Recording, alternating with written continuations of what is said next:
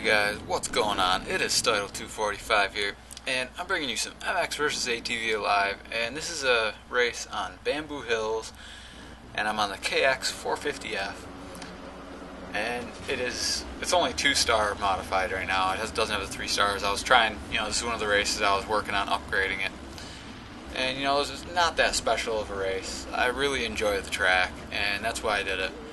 And so I just kind of wanted it in the background, a decent race. There were some moments in the race when I had some pretty good, pretty smooth riding. So not for the whole race though, as you'll see.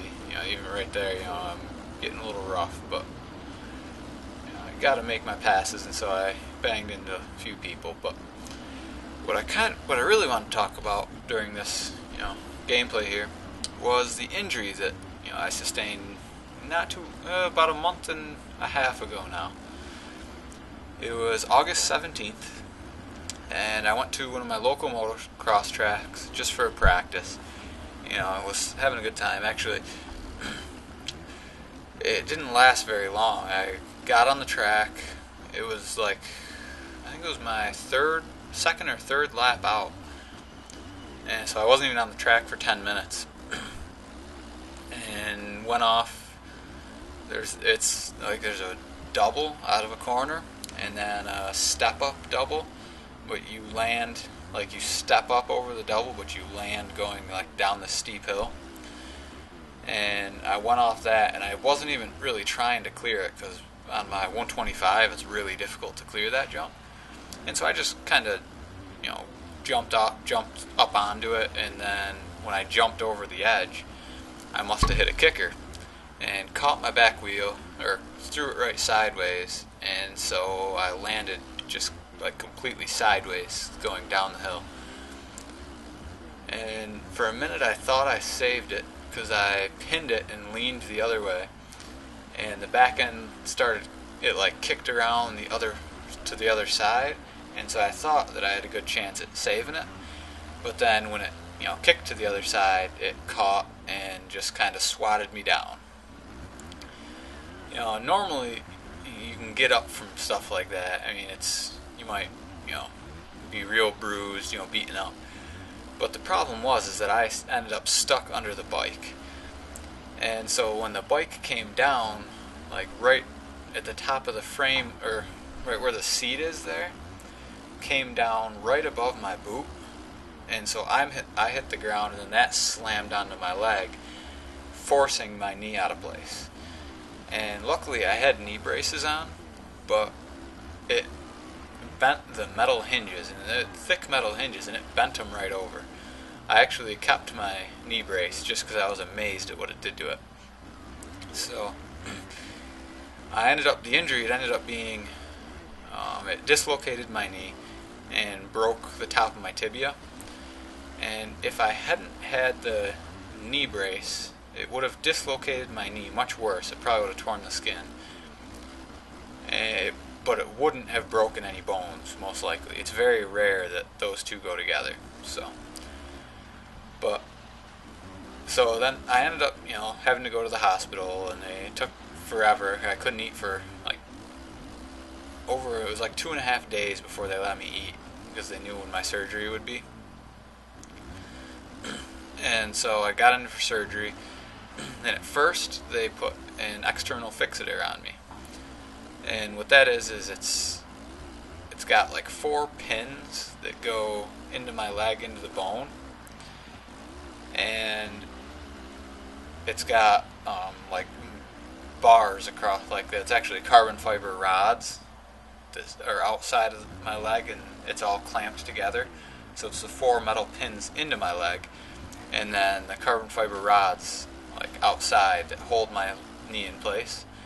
Because the swelling was so bad, they just wanted it so that my knee didn't come back out of place until the swelling was down enough that they could do the surgery, to actually fix everything. And it turned out that I had had torn 3 of the 4 ligaments: the ACL, PCL, and LCL.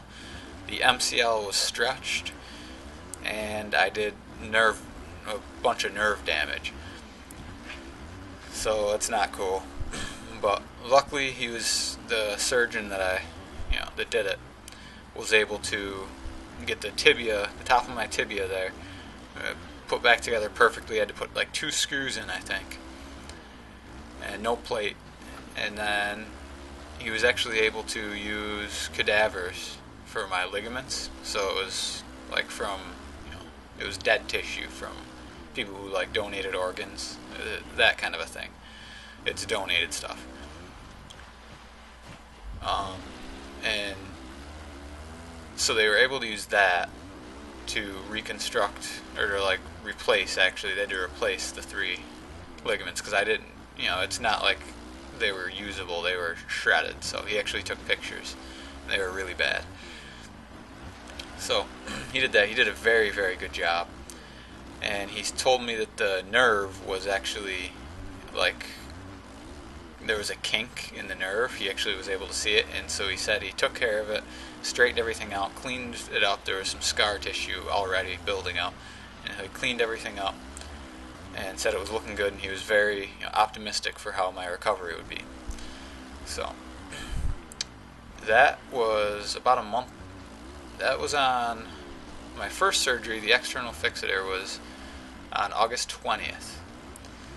And the second surgery was on August 30th. So it has been just a little over a month since my second surgery. And I'm able to bend my knee. Unfortunately, we also ran into trouble with the incision in the side of my knee where they had to go in. Since the swelling was so much, it actually killed some of the tissue.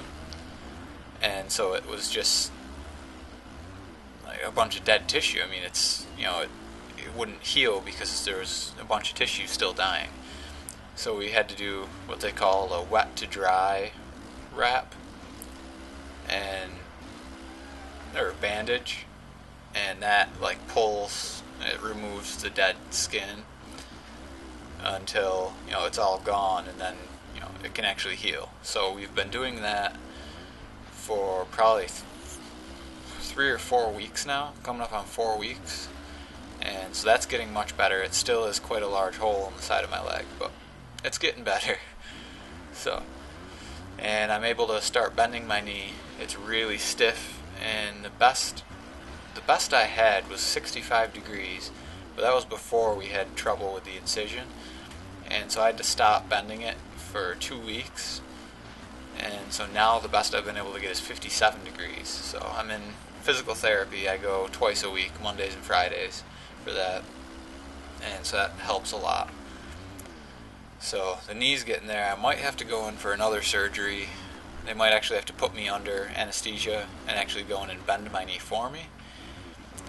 Hopefully I can, get it without that. I would prefer that, less surgeries, but I don't know, see how things go. It kind of sucks, One of the worst parts now, you would think, okay, knee injury, that's going to be the problem, is your knee. But actually, I lost all feeling in my foot after the second surgery when he went in and repaired the nerve. From my knee down, I had absolutely no feeling. And so that really sucks. And so it was actually pretty shortly after that I was able to like move my toes. Like within a couple days I could move my toes and push my foot down using my calf muscle. And I had more feeling on the bottom of my foot and the sides. And now I have full feeling in the bottom of my foot and very good on the sides, almost none on the top, and like absolutely nothing in my lower leg.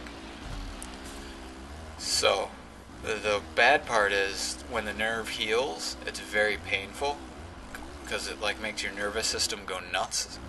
And so I have to go for nerve blocks once a week now to try and help with that. So, it kind of sucks, but things are getting better, and